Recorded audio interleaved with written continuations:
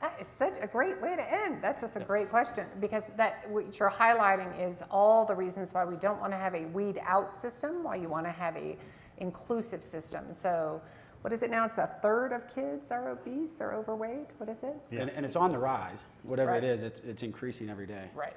I mean, it's cuckoo for Cocoa Puffs. And so to not have athletics, to be excluded from the thing that could most help you is exactly why the system needs to, why there's no reason why every high school, and certainly every college, but every high school could not double the size of their athletic department. But I think we've got to get to them earlier, because, you know, kids aren't born obese. I just had a daughter, she's 3 months old, and she's picking up weight every day, and it's a great thing, right? That's what she's got to do. So it's very positive in that context, but when does that become too much? And yeah, okay, so the way, I'm learning it as I go, I got to be honest.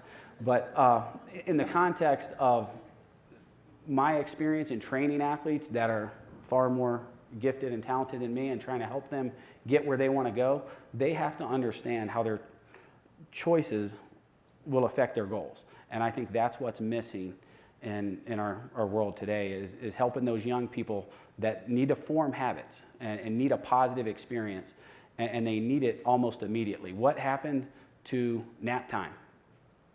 I can't tell you how frustrated I was when nap time disappeared. What happened to recess? I got to middle school, no more recess? What are you kidding me? And then now you don't have physical education, you don't have gym class. It's a self-inflicted problem, and we've created it as a culture, and it's got to change. And then in community programs, we create these travel teams when kids are 6, 7, and 8 years old, and we push that kid aside because exactly. the overweight kid is not going to help the team win. I mean, look, I think my analysis and that of my program is that it's going to take the priorities of the healthcare sector to be inserted into the priorities of the sports sector. Yep. Right now, all sport policy is designed by people who care about sport, which is too much about winning.